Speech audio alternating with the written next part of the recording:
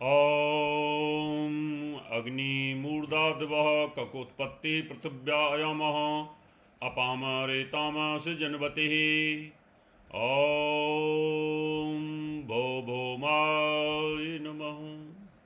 मित्रों नमस्कार, स्वागत है आपका हमारे YouTube channel doctor H S. Rawat और Facebook page doctor H S. Rawat में। मैं हूं आचार्य एच.एस. रावत। आज मैं आपको जानकारी देने वाला हूं। देखिए, 17 अक्टूबर को सूर्य देवता नीच हो जाएंगे सुबह 6 बजे। पृथ्वी लोक पर त्राय त्राय का योग आ रहा है और सेनापति मंगल 20 अक्टूबर को दोपहर को 2:22 पर नीच हो जाएंगे। राजा भी नीच और सेनापति भी नीच। एक कहावत है ना, हर साग पे उल्लू बैठा है, अंजाम गुलिस्ता क्या होगा। युद्ध के कारक दोनों प्लेनेट, एक राजा और सेनापति, दोनों नीच हो रहे हैं। 31 दिन के लिए सूर्य देव नीच हो रहे हैं और 94 दिन के लिए मंगल नीच हो रहे हैं और मंगल उसके बाद में फिर नीच हो जाएंगे। 94 दिन तो मैंने वैसी कैलकुलेशन करी है, बकरी होकर के नीच होंगे। और घोर नीच, परम नीच वो हो रहे हैं। जब दो प्लैनेट, ये बड़े राजा और महामंत्री नीच हो जाएं तो राज सत्ता की बागडोर फेल हो जाती है। बहुत कुछ बदलाव, बहुत कुछ बड़े नेताओं की मृत्यु तुल्य कष्ट, जैसा हमेशा हमारी भविष्यवाणी सच होती है। पिछले महीने भी हमने कहा था कि बड़े बड़े टाइकून, बड़े बड़े विद्वान, बड़े बड़े धनाढ्य नेता, किसी की मृत्यु का योग। और हमारे बीच में से भारत रत्न रतन टाटा जी चले गए हमें छोड़ करके। देश का नाम रोशन पूरे वर्ल्ड में किया।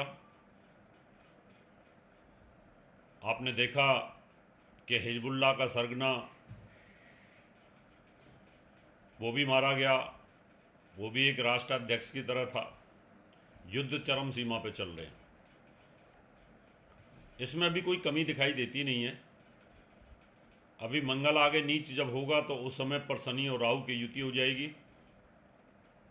लेकिन मुझे उन सब चीज़ों से कोई लेना देना नहीं है, क्योंकि मैं कोई राज ज्योतिषी तो हूँ नहीं कि मैं राजों की जानकारी देता फिरूं और मैं कैलकुलेशन करता रहूं। मेरा संपर्क तो आपके साथ है, क्यों कुंडली दिखाने आप लोगों ने आना होता है और वो प्रोडक्शन मुझे करनी होती है। तो मैं आज आपको बताऊंगा कि 4 राशियों के ऊपर मंगल नीच तो अवश्य होंगे, सेनापति नीच तो अवश्य होंगे, लेकिन 3 गुना धन देंगे। अगर आपका मंगल नीच है बाय बर्थ और अब वो नीच होगा, और इसी प्रकार से अगर शनि केंद्र में रहा तो नीच भंग राजयोग बनेगा। नीच भंग राजयोग में हेल्थ इश्यूज आते हैं, परेशानियां आती हैं। जिस भाव में कोई ग्रह नीच होता है उस भाव को डैमेज करता है, उसके बावजूद भी आपके पास पैसा आता है। ये नीच भंग राजयोग होता है। तो मंगल का नीच भंग राजयोग, हमारे एक शिष्य हैं, उन्होंने हमसे पूछा, गुरुदेव सूर्य तो नीच हो रहे हैं, लेकिन जैसे मंगल नीच होगा उनकी नीचता समाप्त हो जाएगी। दूसरा ग्रह उनकी नीचता को फिर लंबे समय तक के लिए भंग कर देगा। मैं आपको समझाता हूं, लेकिन उससे पहले आपसे निवेदन करूंगा, यूट्यूब चैनल को सब्सक्राइब करिए। ज्ञान चाहिए, ज्योतिषी टॉप के बनने चाहते हैं तो आप इस चैनल को सब्सक्राइब करिए। एक एक मिनट की रील से ज्ञान नहीं आता, एक एक मिनट में कुछ नहीं होता। इंस्टाग्राम की रीलों ने लोगों को पागल बना दिया है। ज्ञान को छोड़ करके 6 नंबर यहाँ लिख लो, 2 नंबर यहाँ लिख लो, 5 नंबर यहाँ लिख लो, माथे पे 1 नंबर लिख लो। ये वाहियात बातों को छोड़िए। वैदिक ज्ञान है हमारा ज्योतिष, इस पर आने की कोशिश करिए। तो आज मैं आपको बताऊंगा 5-6 प्रकार से नीच भंग राजयोग बनता है। पहले भी मैंने समझाया था जो ग्रह नीच होता है उसका स्वामी अगर केंद्र में आ जाए तो नीच भंग राजयोग बनता है। अब मंगल नीच होगा तो चंद्रमा तो महीने में 4 बार तो नीच आएगा ही, 10 दिन के लिए तो नीचता उसकी खत्म होगी मंगल की। लेकिन ये प्रश्न ज्योतिष में बहुत इस्तेमाल होता है और कुंडली बनाने में ये इस्तेमाल होता है। लेकिन इस प्रकार के फलादेश में तो हमें लंबी नीचता का भंग देखना होता है। दूसरा नियम है कि जहां नीच होता है उसका स्वामी उसको देखे तो 8.25 दिन तो केंद्र में रहेगा। 8.25 दिन क्यों रहेगा? 8 दिन और 1 दिन 9 दिन रहेगा, और 9 दिन वो सामने आएगा चंद्रमा, तो 18 दिन। तो महीने में 18 दिन तो चंद्रमा ही नीच भंग राजयोग बनाएगा मंगल का। परमानेंट जो वो शनि बना रहा है। शनि क्यों बना रहा है? जो ग्रह नीच होता है और वो उच्च कौन सी राशि में होता है? मंगल उच्च कौन सी में होता है? मंगल की शनि की मकर राशि में। और मकर राशि का स्वामी केंद्र में हो जाए तो नीच भंग राजयोग बनता है। तो ये दो तो पक्के नीच भंग राजयोग बन जाते हैं। अब एक और तरीका है जिसके अंदर नीच ग्रह, जिसमें नीच ग्रह है उस राशि का स्वामी अगर जहां नीच है वहां से और लगन से या चंद्र लगन से केंद्र में आ जाए तो भी नीचता समाप्त होती है। सूर्य लगन चंद्र लगन से आ जाए तो भी नीचता समाप्त होती है। और नीच ग्रह जिस राशि के अंदर उच्च होता है वो नीच ग्रह से केंद्र में आ जाए तो भी नीचता समाप्त होती है। तो ये 5-6 प्रकार हैं इसके, लेकिन इसमें पॉपुलर 3 ही हैं। यानी जो उच्च में आ जाए वो, जो अपनी राशि को देखे वो, और जिसमें नीच ग्रह उच्च होता है वो केंद्र में आ जाए, तो इस प्रकार से नीचता होती है। ये नीचता का रूप है। अब मैं आपको उन 4 राशियों की जानकारी देता हूँ।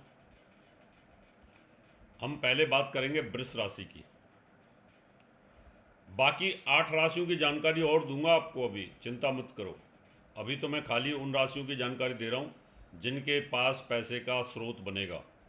वृष राशि से तीसरे स्थान पर मंगल नीच हुआ है, लेकिन केंद्र में 10वें भाव के अंदर शनि है।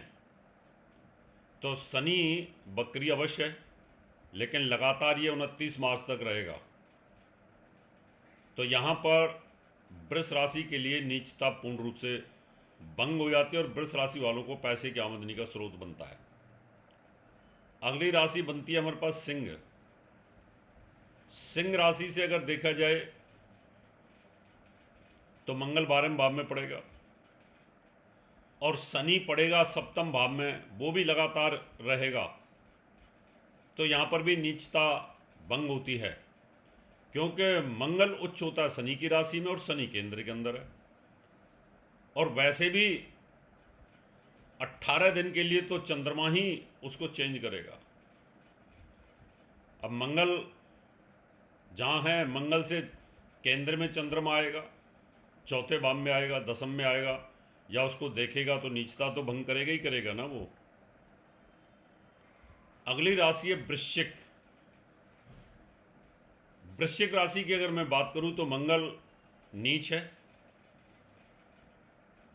अब वृश्चिक राशि में मंगल अगर नीच रहेगा भाग्य स्थान पर, तो शनि केंद्र के अंदर है 4थे भाव के अंदर। तो यहां भाग्य से धन की प्राप्ति होगी आपको। अचानक धन आपको डूबा हुआ पैसा आ जाएगा, या आपके पास भाग्य से शेयर बाज़ारों में आ जाएगा, या शेयर बाज़ार आपके डूब गए थे तो वहाँ से भी आपके पास पैसा आ जाएगा। अगली राशि है हमारे पास में कुंभ। कुंभ राशि के अंदर अगर देखा जाए तो मंगल 6ठे भाव में पड़ेगा, और जब 6ठे भाव में मंगल पड़ेगा और उसका उच्च ग्रह जिसमें मंगल उच्च होता है उसका स्वामी शनि केंद्र में है, तो नीच भंग राजयोग बनेगा। तो इस प्रकार से 4 राशियों का तो पक्का पक्का नीच भंग राजयोग बनता है। इसी प्रकार और नई जानकारी आपको अगले एपिसोड में दूंगा। क्या आखिर मंगल नीच रहेगा 94 दिन, इसका पृथ्वी लोक पर क्या इफेक्ट आएगा, वो ज़रूर देखिएगा और इसको शेयर ज़रूर करिएगा, क्योंकि हमारी भविष्यवाणी 100% सही हो रही हैं। ईश्वर का आशीर्वाद है, क्यों कैलकुलेशन करके मैं आपको बताने की कोशिश करता हूँ। मित्रों, आप भी अगर वास्तु बेस्ड कराना चाहते हैं, कुंडली दिखाना चाहते हैं, वास्तु के लिए नक्शा बनवाना चाहते हैं, तो अपॉइंटमेंट लेके आप मुझे मिल सकते हैं। पूजा पाठ के लिए भी मिल सकते हैं। अब मैं आपसे हाथ लेता हूँ, नमस्कार। और मुझे संपर्क करने के लिए मैं आपको अपना पता देता हूँ, आप इसको नोट कर सकते हैं। हमारा दिल्ली का पता है महर्षि पराशर ज्योतिष विद्यालय, C9 महेंद्र पार्क, पंखा road, near Janakpuri, C1 bus stand, new Delhi 59। हमारा दिल्ली का नंबर है 9811144156, 9212296090। हमारा मुंबई का नंबर है 9820114429। हमारा नोएडा का नंबर है 9999896090। हमारी ईमेल आईडी है in@astrohubworld.com। हमारी वेबसाइट है www.drhsrawat.com। अपॉइंटमेंट लेने के लिए संपर्क करें 9811144156। धन्यवाद।